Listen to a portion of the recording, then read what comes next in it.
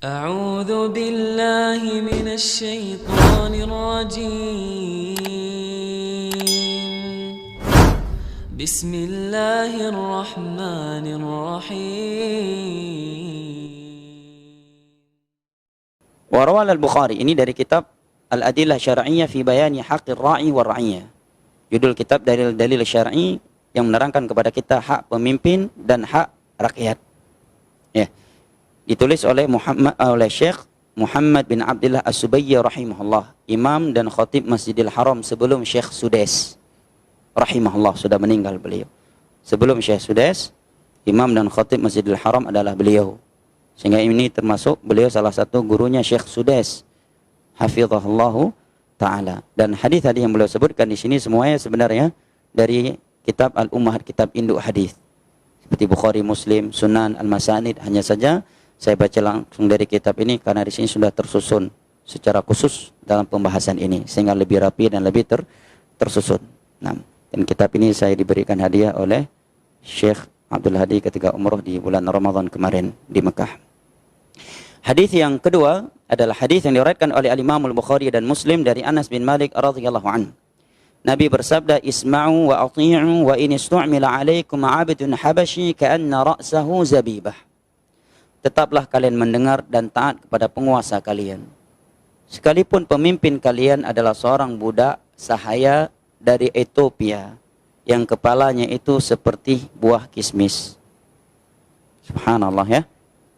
Berat bagi orang Arab mau dipimpin oleh seorang non-Arab. Sudah non-Arab, non-Arabnya bukan dari Perancis atau Eropa, dari Ethiopia. Tambah lagi dia seorang budak sahaya. Ini menerangkan kepada kita apa? Walaupun pemimpin tersebut ya,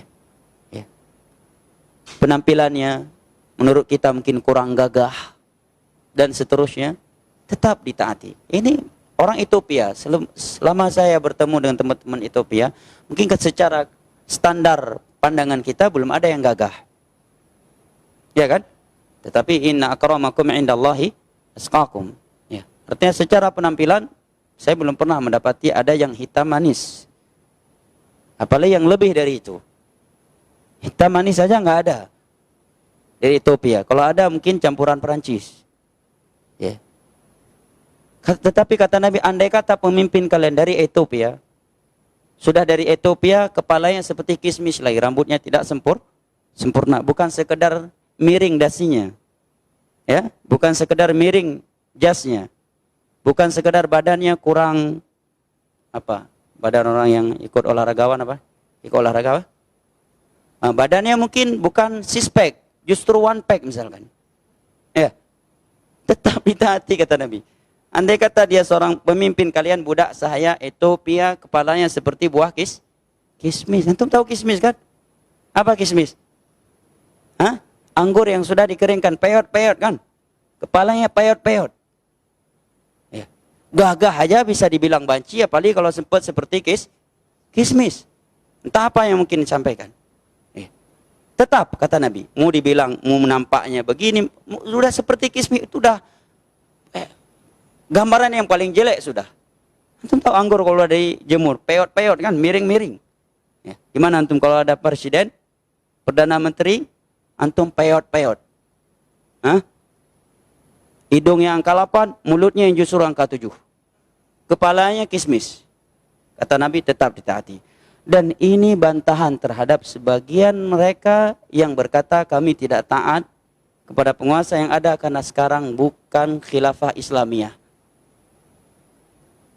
Kami menginginkan khilafah Islamiyah. Maka kita katakan ini bukti, andai kata kepemimpinan tersebut tidak syar'i, tetapi dia muslim dan tidak memerintahkan kita kepada maksiat, dan dia memperolehnya bukan dengan cara syar'i dan sudah menjadi pemimpin, dia tetap ditaati. Maka ini sekaligus juga menjawab ucapan mereka menyatakan aneh orang Salafi itu. Demonstrasi enggak boleh, nyoblos enggak, tapi begitu udah jadi pemimpin dia bilang wajib taat, enggak nyambung. Lo yang enggak nyambung karena enggak belajar akidah. Ini hadisnya.